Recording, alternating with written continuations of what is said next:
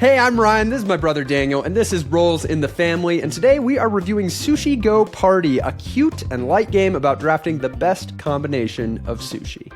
And if you're looking for a quick and accessible game with broad appeal that plays across a wide number of player counts, Sushi Go Party is definitely one you should consider. And as always, we've got a link to it down below if you want to check it out for yourself. But with that being said, Ryan, let's jump into the video. Sushi Go Party has you strategically drafting the best combination of sushi cards over 3 rounds. Players will simultaneously choose and play one card from their current hand, and then pass hands, repeating until all cards are played. Everyone's sushi selections are scored at the end of each round, while dessert cards remain between rounds to be scored at the end of the game. Sushi Go takes the mechanism of card drafting and distills it down into its simplest form. While stripping away a lot of complexity, it still retains a lot of what makes the mechanism of card drafting fun and interesting. Picking the best option from a selection of cards, paying attention to what cards you are passing to the next player, and weighing the odds of which cards you'll be able to acquire as the round goes on. Due to the different types of scoring conditions and dessert cards that score at the end of the game, the best card in a hand isn't always clear and provides fun opportunities to choose between playing it safe or gambling on the possibility of more points. Do you take the tempura that could score 5 points if you can make a pair? Or do you take the salmon nigiri for a guaranteed 2 points? Do you take more maki rolls to try to score 6 points for having the most? Or is it better to take the pudding that will score at the end of the game? Sushi Go is filled with little variations of these kinds of decisions, and the simplicity ensures that the gameplay is snappy, never leaving you waiting long for the next set of cards to consider. Sushi Go Party plays well from 2 to 8 players, though we find that card drafting games tend to be more fun with at least 3 players. The theme here is fairly pasted on, though don't underestimate the power of cute personified sushi to attract new players. There is a lot of luck with the way the cards are dealt and the unpredictability of other players, but there are plenty of opportunities to increase your odds of winning through well-informed decisions and paying attention to your opponent's selections. Card drafting inherently has some light player interaction in considering what you will pass your opponent, but Sushi Go adds some other interactive card effects, such as the rolls that have you comparing totals with other players, or Miso Soup, a high-value card that can only be played if no other players select it that turn. One advantage Sushi Go Party has over the original Sushi Go is the ability to mix up the menu from game to game, but it does come at the cost of a little bit of setup as you make a selection and assemble the deck for your game. It is an extremely easy game to teach, and has the advantage of every card always being playable. This means that even if players are a little confused, worst case, they can always play a card from their hand and know that they aren't going to be breaking any rules or unable to play it. The Party Edition really amps up the setup variability with different card sets that can be used to build your own menu, though the changes tend to be little variations on the formula as opposed to anything that would make one game feel really different from another. Card drafting is a mechanism that keeps everyone constantly involved since everyone is making their selections at the same time. But even more than other card drafting games, the simplicity of Sushi Go means that players often can make these selections very quickly, which allows the game to really fly around the table. Part of what makes the game so fun is that for 20 to 30 minutes of playtime, you get to make so many decisions with hardly any waiting on other players. The Party Edition really gives the game some more compelling longevity as you have a pool of options to mix up the menu every game. Each game will have you select 1 out of 3 rolls, 2 out of 8 specials, 3 out of 8 appetizers, and 1 out of 3 desserts. This variety goes a long way in keeping players interested after many repeated plays. This is one of those games that appeals broadly to both gamers and non-gamers and also plays across a broad player count of 2 to 8 players. This makes it a very versatile game in a collection and one that is very easy to get to the table. And for a game that is accessible enough to play with just about anyone, it is great to have a cute and appealing art style that makes new players want to give it a try. Sometimes an attractive theme can make all the difference in getting someone who may not play many games to try a game out. While we definitely recommend Sushi Go Party as the addition to get, the advantages do come at some cost since it comes in a bigger tin than the original Sushi Go, and the setup takes a bit more time. Personally, we feel the increased variability is totally worth it, but others may feel differently if you really value the compact size to throw in a backpack and the ability to just deal cards and immediately start playing. A side effect of a game that allows you to make a ton of light decisions is that after repeated plays, you may start to feel like the decisions get a little bit samey. The menu variety definitely helps here, and it often comes with the territory with a light and accessible game. But there are players that may not feel compelled to keep coming back once they've experienced most of what the game has to offer. And now, let's get to our personal ratings for Sushi Go Party. So I think Sushi Go Party falls into this category of games for me where I've played it a lot. I think I'm 60-something plays. And for probably the first 30 of those plays, it was probably at 1 rating for me. And then I think over time, it just like notched down 1. And I think that's just comes with the territory with a lighter game that you play many, many times, at least coming from the perspective of someone who maybe tends to prefer heavier games. But I'm going to be coming in still at a 7 out of 10.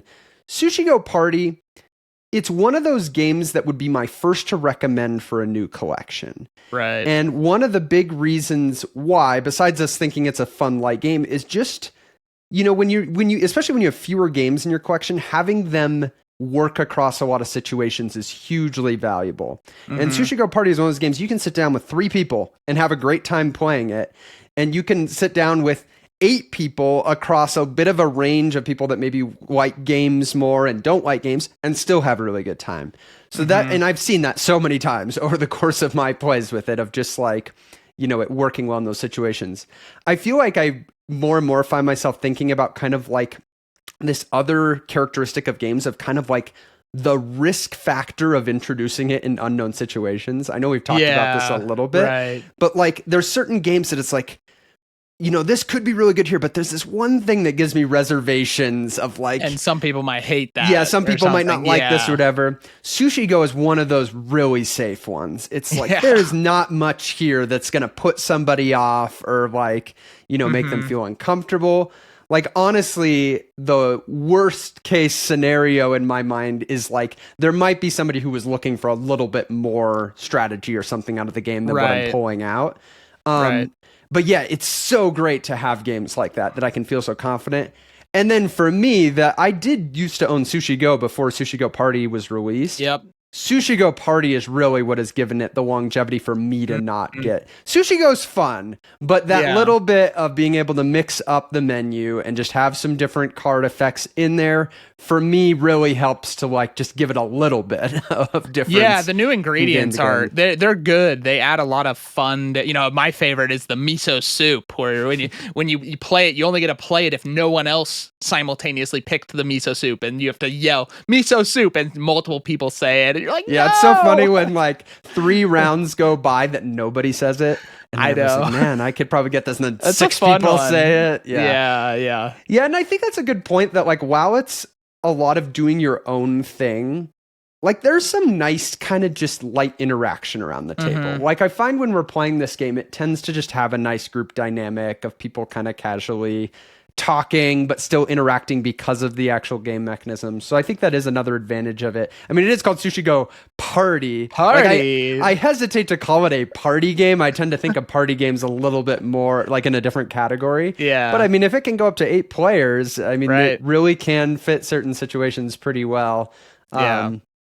Yeah, so that's kind of where I land on it, and it's a 7 out of 10, but huge recommendation, right? Especially people that haven't played it or that are getting in their collection. And I don't see it leaving my collection anytime soon, and I'm still happy to play it, even if it's not, you know, the one on my shelf that's calling my name to get to the table. Yeah, that's a great point. Our rating isn't necessarily how much do we recommend it to people. You know, that's our personal enjoyment of playing, but in terms of recommending it, like you were saying, I mean, this is towards the top of the list of like when you're starting a collection. Totally. Well, and we choose to own it, and like exactly. I'm pretty picky about what I like. So the fact I keep in my collection is I'm saying this fits something really well that I want to keep it around. Absolutely. Yeah. So I'm going to like you. I'm going to be coming in with a 7 out of 10 for Sushi Go Party. And it's kind of a similar thing where if if you're starting at your collection, man, this just, it hits such a wide range that it works so well. 8 people, 3 people, very few situations where people are going to like hate it. But see, we're at the point now where we have a lot of games. And so we're less looking for these like always, these broad stroking games, but really when you start to get more and more games, you're looking for kind of ones that are like amazing for their niche. And I think that's where Sushi Go doesn't ever deliver for me this like amazing experience in it, but it's really fun and it works. It's safe.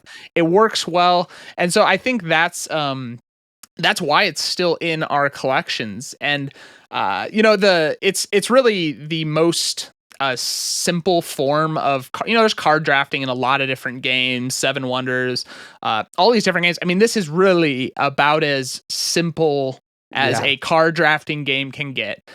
And I love the mechanism of card drafting. I am never going to get tired of that. Good. It's great because, you're always just getting the fun of just getting new options, trying to pick the best one. It's great in terms of the speed of the game. Everyone's picking simultaneously, and I just love games where everyone's playing simultaneously. There is no downtime in Sushi Go Party. And so, and then just the variability of the cards. I like how the desserts kind of add a different, you play 3 rounds in this game and you score up at the end of each round, but you also have this kind of unique thing with the desserts of, those are the only cards that stay. And then you score those at the end of the entire game. And so it's a little bit of looking around at other people. Oh, and how am I doing? Should I go for dessert? Should I not? That's an interesting kind of, I guess Sushi Go Party's little twist on card drafting is that there's a category that stays between the 3 rounds.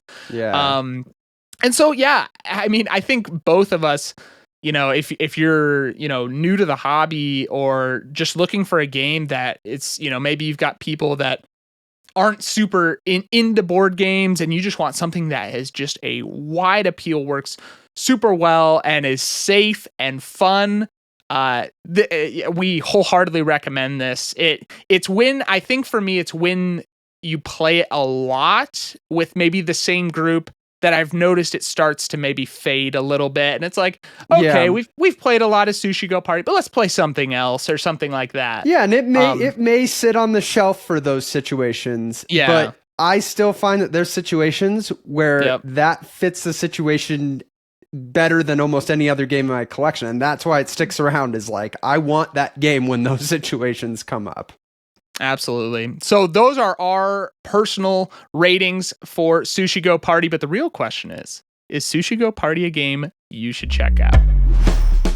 If you are looking for a game with a little more depth or player interaction, you may not find it in Sushi Go Party.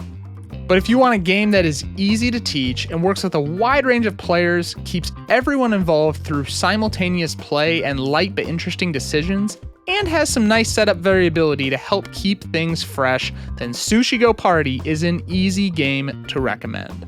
If you think Sushi Go Party is a game that would fit well in your collection, we've got a link below. You can go and check it out. We've also got some other videos from our channel here recommended by YouTube. You can check out those as well, and we will see you in the next video.